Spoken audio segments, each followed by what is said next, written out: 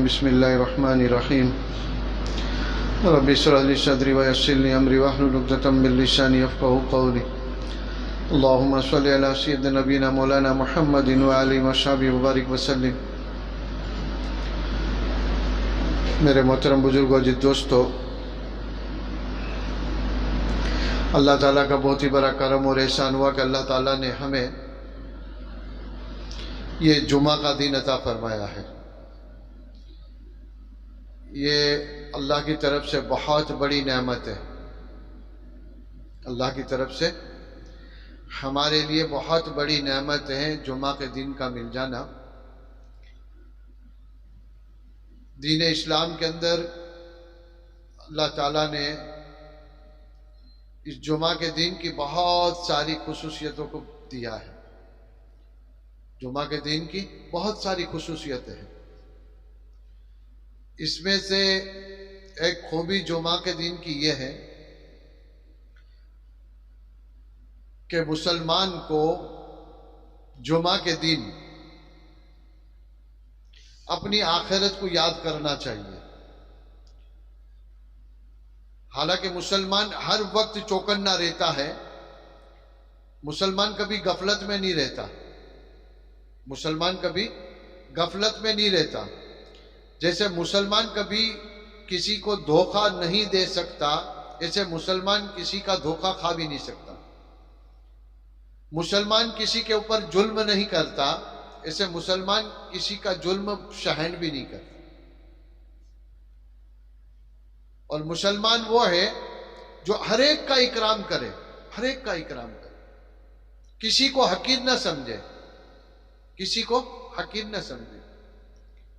ہر مسلمان کا اکرام ہو، ہر مسلمان کی عزت اس کے دلوں کے اندر ہو، ہر مسلمانوں کی عظمت اس کے دلوں کے اندر ہو، کیونکہ اس کا مسلمان ہونا یہ اس بات کی دلیل ہے کہ اللہ تعالیٰ اس سے محبت کرتے ہیں جس بنیاد پر اللہ نے اس کو مسلمان بنایا ہے۔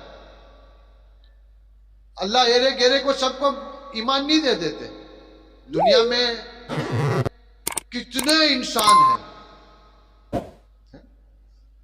آپ یہیں اطراف میں دیکھ لو، یہاں سے لے کر کڑودرا 4 رستے تک کتنے انسان دنیا میں ہیں، کڑودرا کے اندر ہے۔ کیا سب کے سب مسلمان ہیں؟ کیا سب کے سب ایمان والے ہیں؟ نہیں، اللہ تعالیٰ ایمان اسی کو دیتا ہے جس سے اللہ محبت کرتا ہے۔ تو اس بات کی دلیل ہے کہ اللہ نے ہمیں مسلمان بنایا ہے تو اللہ تعالیٰ ہم سے محبت کرتے ہیں، اور جس کو بھی اللہ نے ایمان دیا ہے وہ سب اللہ کے بندے، اور ان سب سے اللہ محبت کرتا ہے۔ جب اللہ مسلمان سے محبت کرتا ہے تو ہمیں کیا لگے کہ ہم اس مسلمان سے نفرت کریں، اس کو حقیر سمجھے۔ اس کے لیے ہر مسلمانوں کا اکرام۔ مسلمان کبھی برا نہیں ہو سکتا، مسلمان کی عادتیں بری ہو سکتی ہیں، مسلمان کی عادتیں بری ہو سکتی ہے، مسلمان کے اخلاق برے ہو سکتے ہیں، مسلمان کے معاملات برے ہو سکتے ہیں، مسلمان کا معاشرہ برا ہو سکتا ہے، لیکن مسلمان کبھی برا نہیں ہو۔ اس کے لیے اللہ نے ہمیں جمعہ دیا ہے۔ دیکھو جمعہ کے دن کیسا بھی مسلمان ہوگا، سب سے بڑی تجارت کرنے والا، سب سے بڑا کاروبار کرنے والا، لیکن جمعہ کے دن اپنے سب کاروبار کو بند کر دیتا ہے۔ فسق و فجور میں رہنے والا پورا ہفتہ فسق و فجور میں رہنے والا، لیکن جمعہ کے دن بولے جمعہ کے دن کوئی برا کام نہیں۔ جمعہ کے دن تو نماز کے پہلے آدمی اپنے گھر پر جاتا ہے، غسل سے فارغ ہوتا ہے۔ لیکن اللہ نے مسلمان کو چوکنا بنایا ہے۔ جمعہ دے کر جب جمعہ کے دن غسل کے لیے بیٹھتا ہے، اگر اس بات کو سوچ لے کہ آج جمعہ کا دن ہے، میں اپنے ہاتھوں سے غسل کر رہا ہوں، کل وہ دن آئے گا کہ میں غسل کرنے کے قابل نہیں رہوں گا، لوگ مجھے غسل دیں گے۔ اور طے شدہ بات ہے، آج ہم غسل کر سب مسجد میں آئے ہیں، کل وہ دن آئے گا کہ ہم غسل کرنے کے قابل نہیں رہیں گے، لوگ ہمیں غسل دیں گے۔ آج ہم غسل کر اپنے ہاتھوں سے کپڑے پہن کر آئے، صاف ستھرے دھوئے ہوئے کپڑے، پاک صاف، ہم پہن کر اپنے ہاتھوں سے پہن کر آئے، کل وہ دن آئے گا ہم کپڑے پہننے کے قابل نہیں رہیں گے، لوگ اپنے ہاتھوں سے ہمیں کفن پہنائیں گے، وہ دن آئے گا۔ آج ہم اپنے ہاتھوں سے غسل کر کر آئے، اپنے ہاتھوں سے کپڑے پہن کر آئے، اپنے قدموں پر چل کر، اپنے گھر سے نکل کر ہم مسجد کی طرف اللہ کے حکم کو پورا کرنے کے لیے تشریف لائے، کل وہ دن آئے گا کہ میں اپنے ہاتھوں سے غسل نہیں کر پاؤں گا، میں اپنے ہاتھوں سے کپڑے نہیں پہن پاؤں گا، اور میں گھر سے اپنے قدموں کے اوپر چل کر نکل نہیں سکوں گا، لوگ مجھے میرے گھر سے اپنے کندھوں پر اٹھا کر نکالیں گے، کل وہ دن آئے گا۔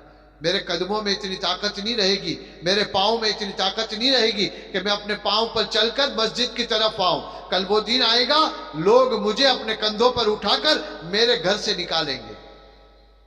جس گھر کے لیے، جس گھر کو بنانے کے لیے، جس گھر کو میرا کہنے کے لیے، جس بیوی بچوں کو میرا کہنے کے لیے، جس فیکٹری اور دکان کو میرا کہنے کے لیے میں نے پوری زندگی اللہ کے حکم کو توڑا، نبی آقا مدنی صلی اللہ تعالیٰ علیہ وسلم کے طریقوں کے جنازے نکال دیے، آج اسی گھر سے مجھے لوگ نکال رہے ہیں، اپنے کندھوں پر اٹھا کر مسجد میں لائیں گے، کل وہ دن آئے گا۔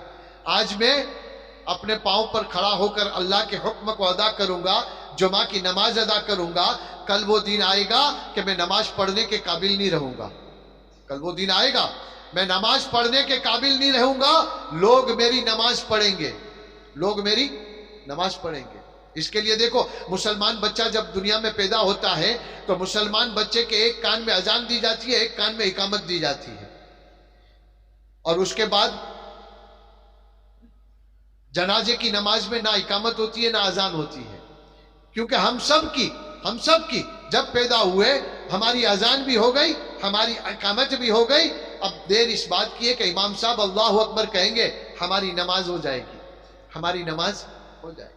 تو دوستو، اللہ تعالیٰ نے ہمیں اس جمعہ کا دن بھی غفلتوں سے نکلنے کے لیے دیا ہے۔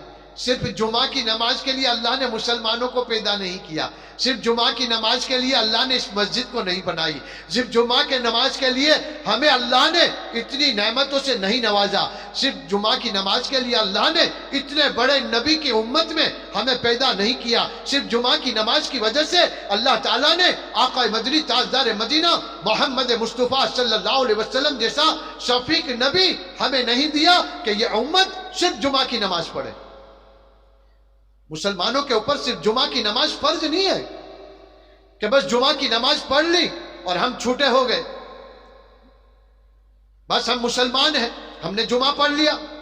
نہیں دوستو، اللہ تعالیٰ نے ایمان کے بعد ہم سب کے اوپر دن رات میں ایک حدیث پاک کا مفہوم ہے جس کا خلاصہ ہے، یہ میری جیب کی بات نہیں ہے، یہ کتابوں کی بات ہے، یہ میرے اور آپ کے آقا مدنی تاجدار مدینہ محمد مصطفیٰ صلی اللہ علیہ وسلم کی زبان مبارک سے نکلا ہوئے کلام ہے، جس کا خلاصہ ہے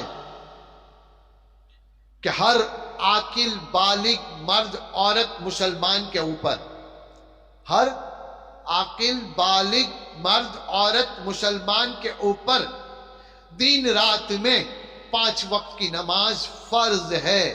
کیا ہے بھائی؟ کیا ہے؟ فرض ہے، فرض یعنی ہر حال میں ادا کرنا۔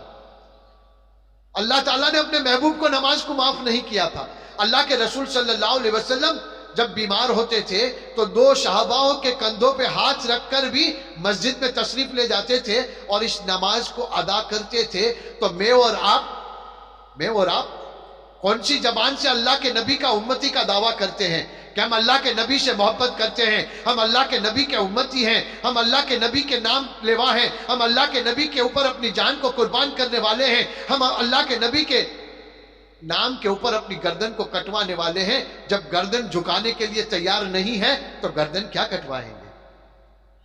دن رات میں اللہ تعالیٰ نے ہمیں 5 وقت کی نماز دی ہے، یہ ہر عاقل بالغ مرد عورت مسلمان کے اوپر فرض ہے، اور یہ اللہ کا ایک قرض ہے۔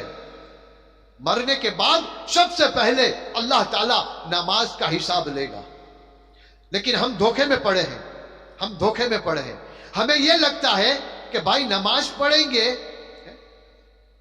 رکشہ چلانے جائیں گے روکڑی محنت کریں گے روکڑا نفع ہوگا، لاری چلائیں گے کلی محنت کریں گے روکڑا نفع ہوگا، मजदूरी करेंगे रोकड़ा नफा होगा, नौकरी पे जाएंगे रोकड़ा नफा होगा, दुकान पर जाएंगे रोकड़ा नफा होगा, लेकिन नमाज में बोले नमाज पढ़ेंगे तो कब्र में फायदा होगा। नहीं दोस्तों, ये हमारा धोखा है, ये हमारा धोखा है। हम इस गफलत से निकल जाएं, हम इस गफलत से निकल जाएं।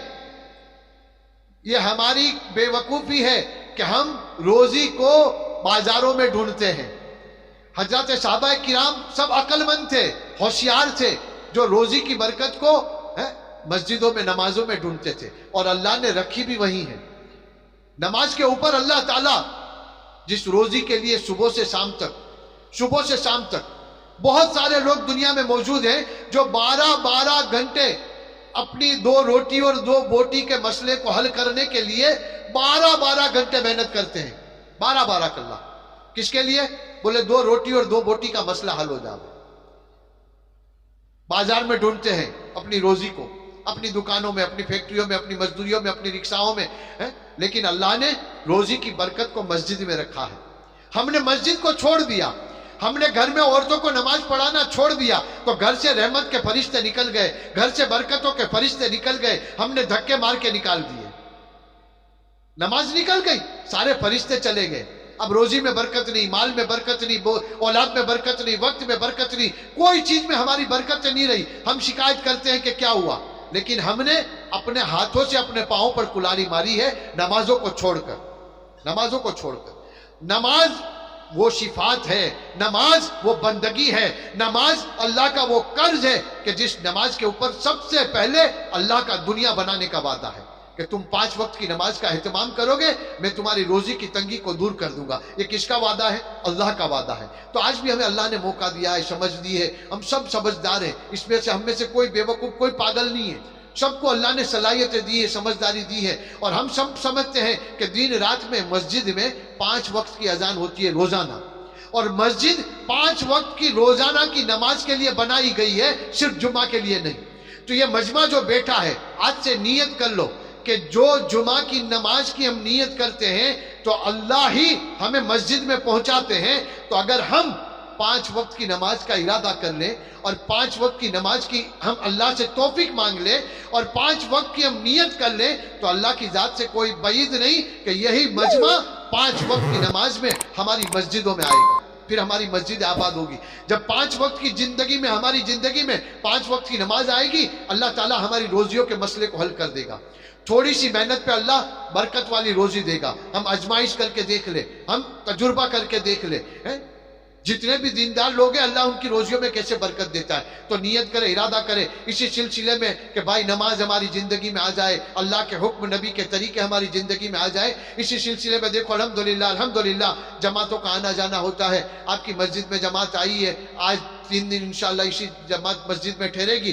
तो आप लोगों से गुजारिश है कि इस जमात का खूब साथ दें, जमात का खूब साथ दें। अपने दोस्तों की, अपने रिश्तेदारों की, अपने पड़ोसियों की खूब मुलाकातें कराएं और जमात के गश्तों में, मुलाकातों में, तालीम में खुद इनका साथ दें। अल्लाह ताला हमें कहने सुनने से ज़्यादा अमल की तौफीक अता फरमावे।